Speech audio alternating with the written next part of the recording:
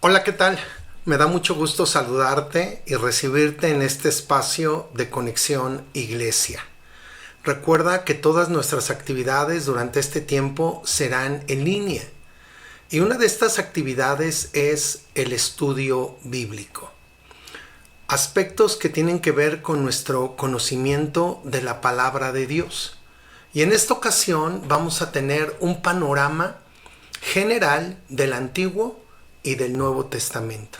Un panorama bíblico acerca de los acontecimientos que han sucedido desde la narrativa del Génesis hasta el Apocalipsis. Así es de que te invito para que durante las próximas semanas, en este mismo horario, nos acompañes para tener nuestro estudio bíblico. Te voy a recomendar para que puedas ver este video en una computadora o en una Smart TV, en una televisión inteligente, para que puedas ver las imágenes de una mejor manera. Bueno, pues acompáñanos. También quiero decirte que aquí en mi lado izquierdo, en el lado derecho de la pantalla, va a estar apareciendo un QR con la información de nuestro sitio web. Puedes escanearlo y acceder a un menú donde aparece nuestro sitio web con sus diferentes opciones, pero también nuestras redes sociales. Y algo muy importante, no te olvides de compartir este video para que podamos llegar a más personas, para que el algoritmo de las redes sociales puedan permitirnos llegar a un número mayor de personas. Bueno, pues vamos a empezar y quiero que podamos considerar la primera parte de la gráfica. Este panorama del Antiguo Testamento, bueno, también lo podemos nombrar como cronología del Antiguo Testamento, de los acontecimientos. Y voy a ampliar un poquito esta imagen para que podamos ver más de cerca algunos elementos que quiero resaltar, que dicho sea de paso, cada cristiano, cada creyente necesita tener una noción básica, un panorama básico de lo que ha sido la revelación de Dios a través de su palabra, desde Génesis hasta Apocalipsis, en el Antiguo y en el Nuevo Testamento. Entonces, pues vamos a ver esta primera gráfica. Es una línea de tiempo donde he colocado algunos acontecimientos importantes. También hay nombres de personajes que la Biblia menciona que son muy claves para el desarrollo de ese periodo. Y también hay referencias a las fechas, que son también algo que en una cronología no debe faltar. Entonces vamos a empezar en nuestro lado izquierdo. Y la primera referencia que apuntamos en nuestra línea de tiempo tiene que ver con la eternidad pasada. Recordemos que nuestro Dios es un Dios eterno, que no está limitado por el tiempo como nosotros. Nosotros nos guiamos por una medición del tiempo que tiene que ver con el cronos. Cronómetro es un término para hablar de un instrumento que mide el tiempo. Y tú y yo medimos el tiempo a través de segundos o, si quieres un poquito menos, milésimas de segundo, segundos, minutos. Tenemos horas, tenemos días, tenemos semanas, tenemos meses, tenemos años. Y en esa dimensión del tiempo, Dios se ha manifestado a través de su palabra como un Dios eterno. Y hay acontecimientos que sucedieron antes de Génesis 1:1, donde dice que en el principio creó Dios los cielos y la tierra. Bueno, como nuestro Dios es eterno, podemos hablar que Él habita desde la eternidad hasta la eternidad. Y en este sentido, para que lo podamos nosotros comprender, podemos establecer una eternidad pasada y una eternidad futura. Y entre esos dos aspectos de la eternidad está esta línea de tiempo que tiene que ver con la humanidad. Entonces, ahí está la eternidad pasada. En Apocalipsis, de una manera muy muy clara, el Señor se revela como el Alfa y la Omega. Y estos son dos términos que hablan de las letras del alfabeto griego. La primera, la alfa, y la última, que es la omega, para hablar de que Él es el principio y Él es el final. Entonces, en Él empieza todo. Y este es un fundamento muy importante en lo que tiene que ver con la revelación bíblica, porque la Biblia no fue escrita para demostrar la existencia de Dios, sino que la Biblia asume la existencia de Dios desde un principio. Asume que todo lo que nosotros observamos en este mundo fue creado por el Dios eterno, por aquel que también nos creó a nosotros, la humanidad. Entonces, tenemos la eternidad pasada y bueno, ahí podemos nosotros colocar el primer acontecimiento relevante de la historia de la humanidad, y es la creación del ser humano. ¿Cuándo? Pues hay que colocarle un punto, un signo de interrogación, porque no hay una descripción de cuándo empezó la medida de este tiempo. Algunas personas de algunos grupos han calculado el tiempo que tiene la existencia humana, pero la verdad es que podemos nosotros colocar un signo de interrogación porque no hay certidumbre de cuándo el hombre fue creado. Por ejemplo, el pueblo judío habla de que ya casi estamos cerca de los 6,000 años de existencia como humanidad. Pero bueno, esa es una apreciación de ellos como nación. Nosotros vamos a poner un signo de interrogación, y en la creación del ser humano aparecen dos personajes muy importantes, Adán y Eva. Y aquí están en esta gráfica. Son los primeros que aparecen después de la creación del hombre, y con ellos empieza una relación muy importante y muy cercana de Dios con la corona de la creación. Porque el ser humano fue creado de una manera distinta a todos los demás elementos de la creación. Cuando Dios llegó en el día sexto a la creación del ser humano, de la raza humana, de el hombre y de la mujer, Él habló de que iba a ser una creación especial, porque los iba a crear conforme a su imagen y conforme a su semejanza. Es decir, el ser humano desde Adán y Eva comparte la imagen y la semejanza del Creador. No en aspectos físicos, desde luego, porque Dios es espíritu, sino en aspectos que tienen que ver con la inteligencia, con el sentir, con la voluntad, con los aspectos de creatividad y las capacidades que el ser humano tiene. Bueno, son dadas y otorgadas porque fue creado a la imagen y semejanza de Dios. Su capacidad intelectual, su capacidad cognitiva, su capacidad psicomotora es muy distinta a la de los animales, a la demás creación que Dios mismo creó. Bueno, entonces Adán y Eva fueron creados y aparecen en los primeros capítulos de Génesis en un huerto llamado Edén. Y algunos estudiosos de la Biblia hablan que allí Dios hizo un pacto llamado el pacto edénico, donde Dios le dio al hombre la facultad de administrar todo lo que Dios había creado, de señorear sobre esa creación y de poder ser un administrador. Así como Dios señorea en el universo, el hombre estaba llamado a señorear dentro de la creación que Dios había hecho y donde había colocado al ser humano.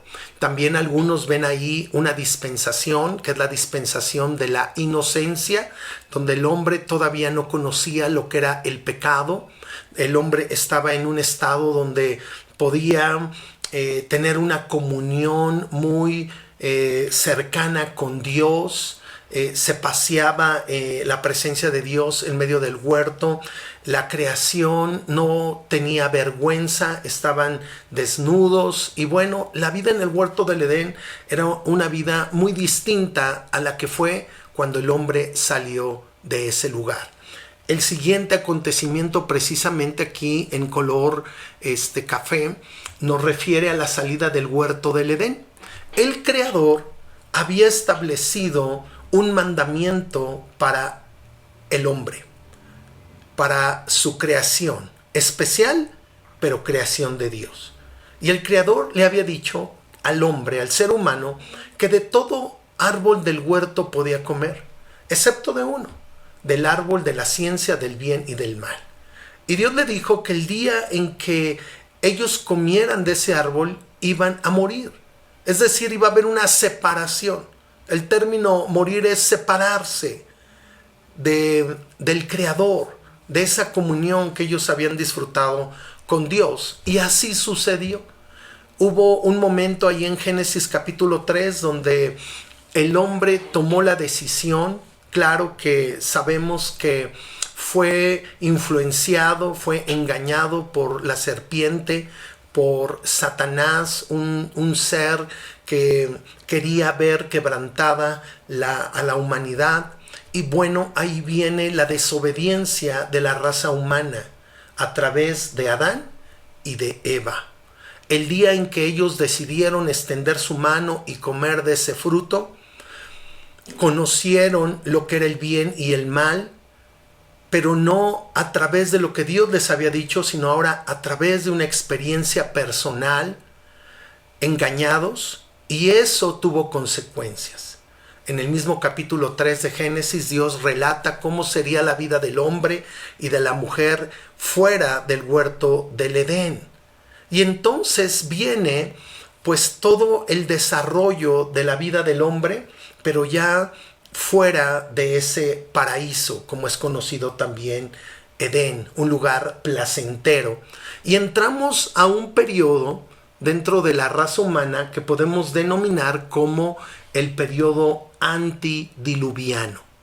Es decir, se nos narra la vida de personas que vivieron muchos años, cientos de años.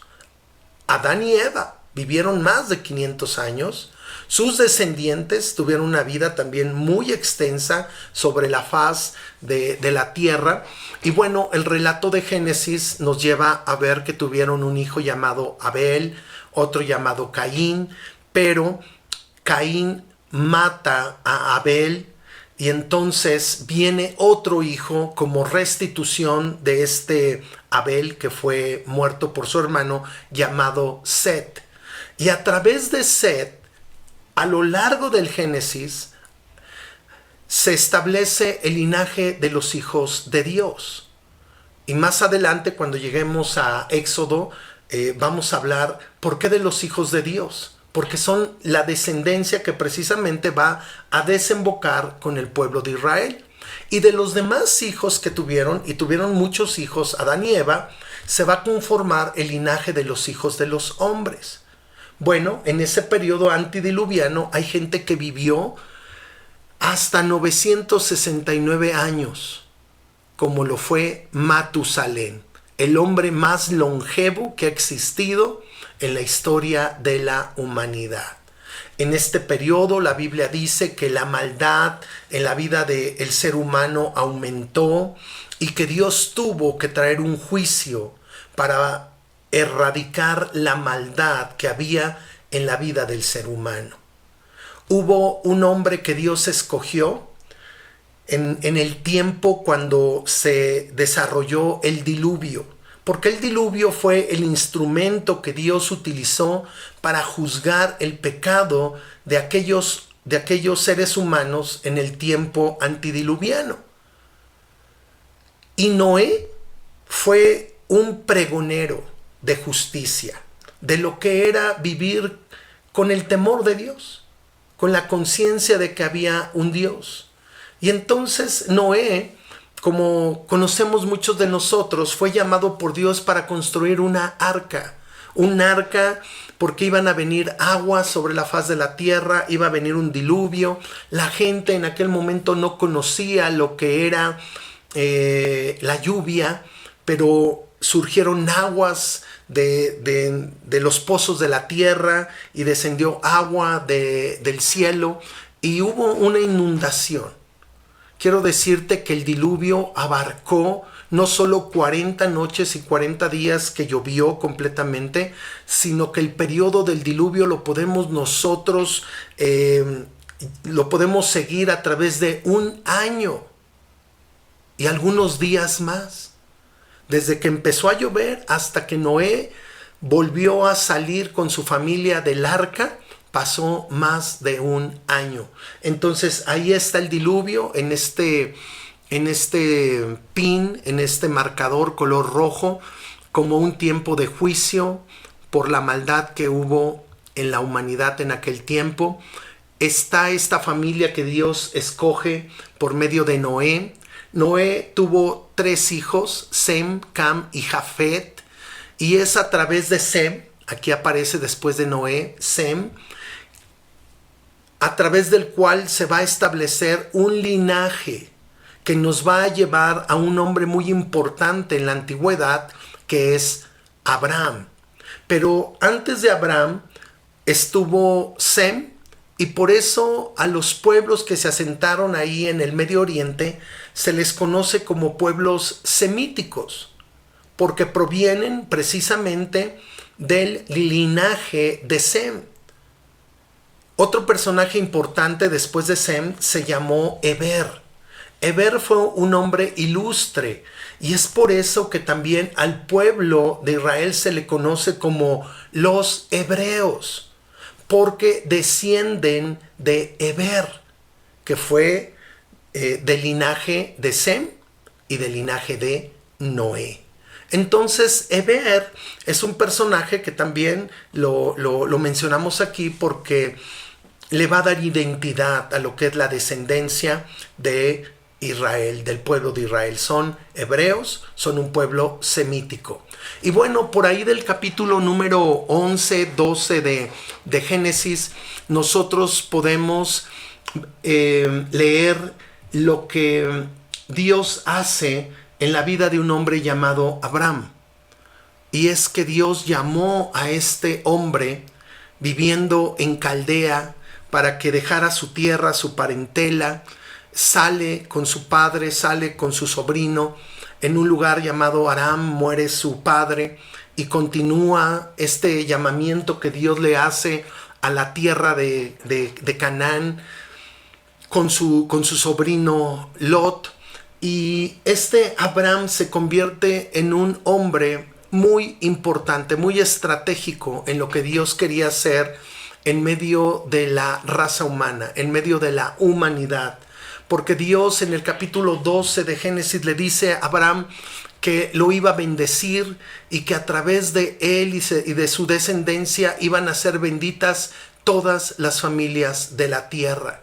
Dios hace un pacto con este Abraham para que el mundo pueda recibir bendición a través de él y de su descendencia. Entonces, al principio, cuando leemos el capítulo 12 de Génesis, este hombre se llama Abraham. Pero después Dios le cambia el nombre y le llama Abraham. Abraham, sin H intermedia, significa padre enaltecido. Pero Abraham significa padre de muchedumbres, padre de multitudes. Y es precisamente lo que Dios iba a hacer con él y su descendencia. Conformar una gran nación a través de su vida. Para esto, él tuvo un hijo llamado Isaac.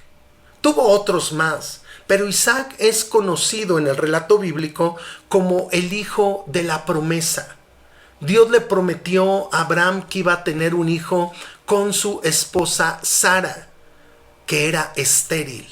Dios iba a hacer un milagro en este matrimonio, porque ya era un matrimonio de edad, ya era un matrimonio donde ellos ya no podían tener hijos, era algo impensable, imposible. eran ancianos, pero Dios obró de tal manera que ellos conciben, esta Sara da a luz un hijo y le ponen como nombre Isaac.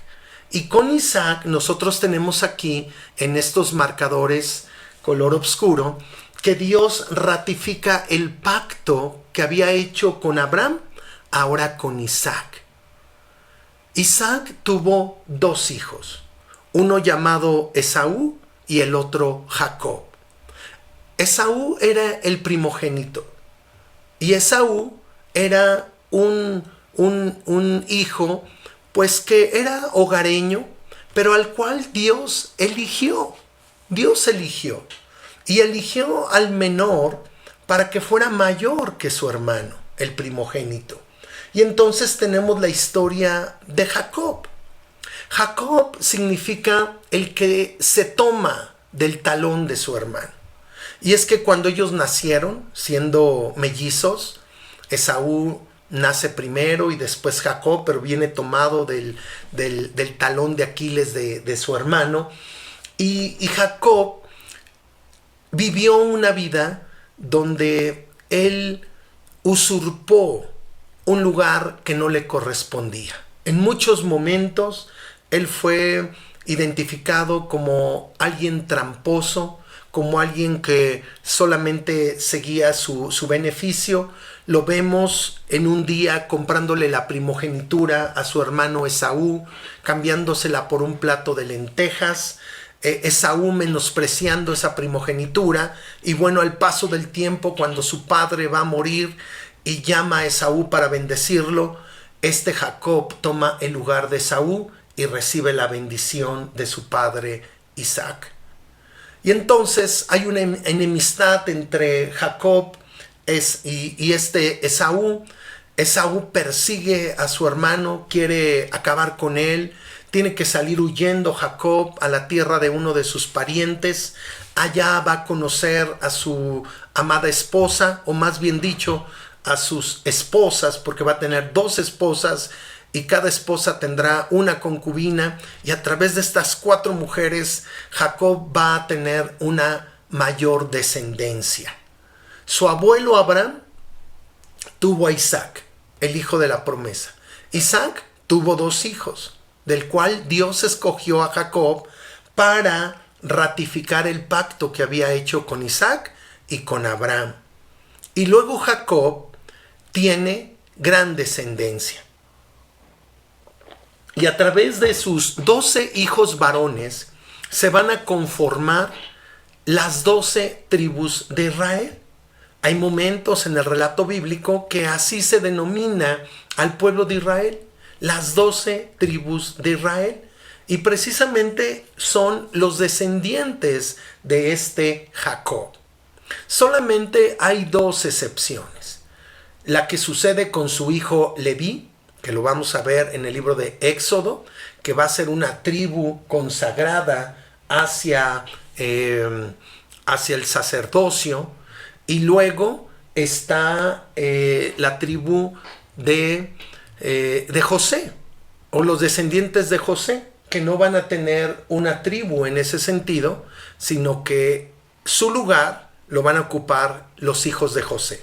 Efraín y Manasés van a conformar en el lugar de José y de Leví las 12 tribus de Israel.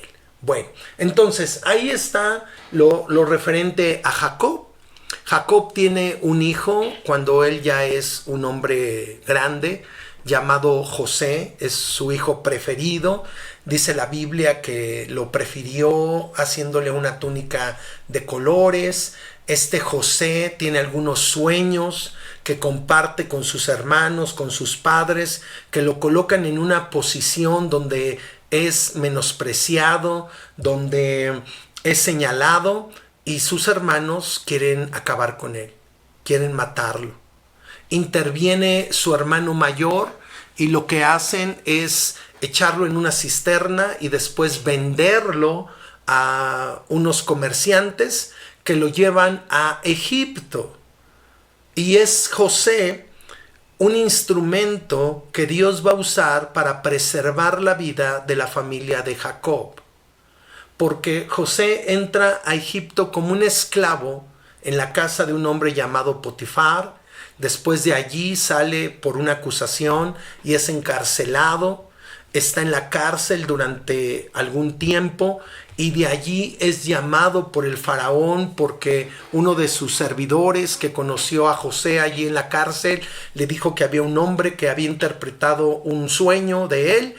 Y bueno, faraón había tenido un sueño, José se lo interpreta y José es elegido por el propio faraón como el administrador general de todo el reino de Egipto.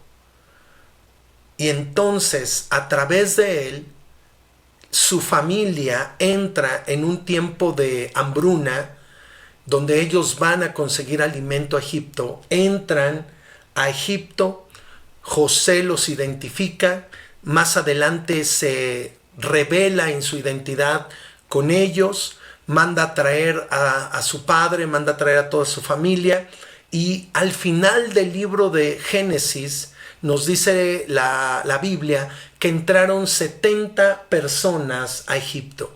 Y es el primer marcador verde que tenemos aquí. Voy a hacerlo un poquito para acá.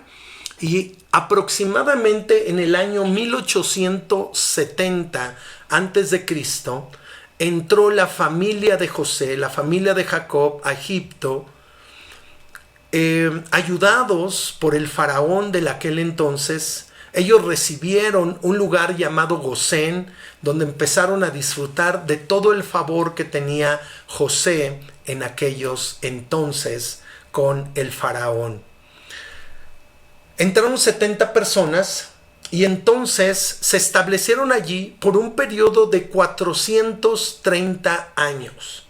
Ya en los primeros capítulos del libro de Éxodo nos damos cuenta que su estadía allí fueron 430 años y la mitad aproximadamente de ese tiempo, es decir, 200 años, sirvieron como esclavos. El pueblo egipcio vio que los descendientes de Jacob, estos de la familia de José, se empezaron a multiplicar y crecieron, tuvieron temor y los oprimieron. Y los últimos años de la estadía de los hebreos allí en Egipto fue de opresión, hasta que Dios eligió a un personaje muy importante en la historia de la nación hebrea, a Moisés. Se relata en los primeros capítulos de Éxodo el nacimiento de Moisés, sus primeros 40 años allí en Egipto, tomado por la hija de Faraón, criado allí en toda esta cultura egipcia. Después, a los 40 años, tiene que huir al desierto porque mata a un egipcio cuando estaba maltratando a un hebreo. Es descubierto esta situación y 40 años él está en el desierto apacentando las ovejas de su suegro. Se casa y apacienta las ovejas de su suegro, y a la edad de 80 años Dios llama a Moisés para que él sea el instrumento por el cual Dios va a liberar a esta nación de la opresión en Egipto. Hay películas, hay relatos muy conocidos de cómo fue esa confrontación que hace Moisés ante el faraón y cómo después de la muerte de los primogénitos, que fue una de las plagas, la plaga definitiva, el pueblo hebreo sale en libertad. Después de un tiempo los persiguen, Dios hace un milagro abriendo el Mar Rojo, pasa en seco el pueblo hebreo. Y después, cuando vienen los ejércitos del faraón, se cierran las aguas y esos ejércitos nunca más los volvieron a ver los hebreos. Así pues, Moisés se convierte en alguien que va a dirigir, que va a pastorear al pueblo hebreo y lo va a llevar a un lugar muy importante, al monte Sinaí. En este monte, Dios va a hacer un pacto con toda esa multitud. ¿Se acuerdan que les había dicho que habían entrado 70 personas a Egipto en los tiempos de José? 430 años después, dicen los historiadores que salió una multitud de cerca de 2 millones de personas. Pablo Hoff, un erudito del Antiguo Testamento, dice que eran más o menos 1.800.000 personas. Una gran multitud. Hombres, mujeres y niños conocieron la libertad de esa opresión, y en el monte Sinaí Dios hace un pacto con ellos donde Dios les dice que serían un pueblo especial entre todos los pueblos de la tierra, pero tenían que vivir en obediencia a sus mandamientos, a sus ordenanzas, a sus decretos. Y los rabinos judíos han contado que la ley contiene 613 mandamientos que el pueblo de Israel tiene que obedecer para vivir en la justicia de Dios. Bueno, entonces el pueblo de Israel recibe la ley, recibe los mandamientos, las ordenanzas, los estatutos, los decretos de parte de Dios, y van hacia la tierra prometida, hacia la tierra de Canaán. En los días de Moisés, él envía 12 espías para ver esta tierra, para que trajeran un testimonio, para que trajeran el fruto de aquella tierra, y fue algo asombroso. Lo que estos espías reportaron fue que esa tierra era una tierra de mucha bendición, era una tierra que daba leche, que daba pan, que daba provisión, pero una tierra de gigantes que tragaban a sus moradores.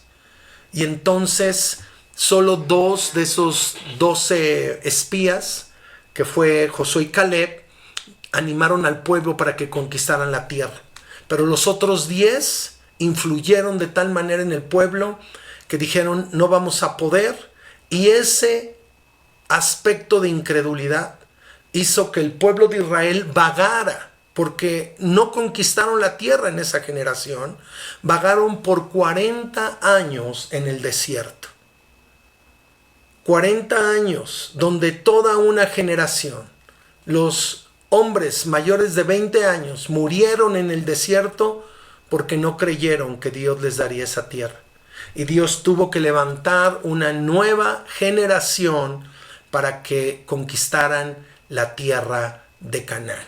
Y es ahí donde nosotros podemos observar, como lo vemos aquí en el marcador color azul, que viene la conquista de Canaán después de 40 años, después de lo que muchos estudiosos han descrito como la marcha fúnebre más larga de la historia, porque en ese tiempo murieron miles de personas en el desierto. Dios levantó una nueva generación capitaneada ahora por Josué. Moisés murió ahí en el monte Nebo, en los límites para llegar a la tierra prometida. Josué toma el liderazgo, y en 7 años de campañas militares, alrededor del año 1399, 1400 antes de Cristo, él lleva al pueblo de Israel a conquistar la tierra de Canaán. No la conquistaron en su totalidad, sino que quedaron asentamientos de pueblos, de naciones, que ellos deberían de haber echado fuera. Algunos hicieron acuerdos, pagaron tributos al pueblo de Israel. En un momento eso fue benéfico, pero después les ocasionaron muchos problemas. Así es de que estos son aspectos muy interesantes.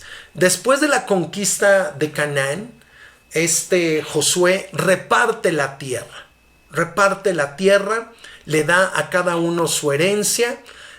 Después de los 7 años que él ocupó para conquistar militarmente la tierra de Canaán, el resto de su vida, hasta los 110 años que vivió Josué, repartió la herencia de los hijos de Israel, les dio su tierra por familias. Él y los líderes de cada tribu repartieron la tierra que les pertenecía. Después de este periodo, a la muerte de Josué, empieza, como tenemos aquí en este marcador color rojo, el periodo denominado como el tiempo de los jueces. Si tú tu Biblia, después de Josué viene el libro de los Jueces. Y es un periodo de 360 años que va a vivir el pueblo de Israel. Pero bueno, eso lo vamos a empezar a platicar la próxima clase. Recuerda, este es un panorama general, una cronología general del Antiguo y del Nuevo Testamento. Hoy vamos a llegar aquí, a los tiempos de la conquista y el periodo donde se establecen las 12 tribus de Israel, empiezan a hacer una vida comunitaria y empieza el tiempo denominado de los jueces. Vamos a ver la próxima clase, que fue un periodo de 360 años, y vamos a ver a los jueces, vamos a nombrar a los jueces que estuvieron en ese periodo. Bueno, te animo para que tú vuelvas a escuchar este video, para que lo compartas y puedas relacionar todos estos aspectos que hemos nosotros mencionado en esta clase, desde la eternidad pasada, cada uno de estos acontecimientos, y que tú puedas también con tus lecturas bíblicas, con tu conocimiento, enriquecer este panorama. Y quiero pedirte que nos des un like en nuestras redes sociales, que nos dejes un comentario para saber cómo te ha parecido esta enseñanza. La vamos a tener en distintas semanas. Vamos a ver todo el Antiguo Testamento y todo el Nuevo Testamento. No se te olvide escanear el QR que está aquí en la pantalla para que podamos tener contacto con todos ustedes. Y bueno, por el día de hoy me despido. Que tengas una excelente semana y nos vemos en la próxima aquí en Conexión Iglesia en línea. Hasta pronto.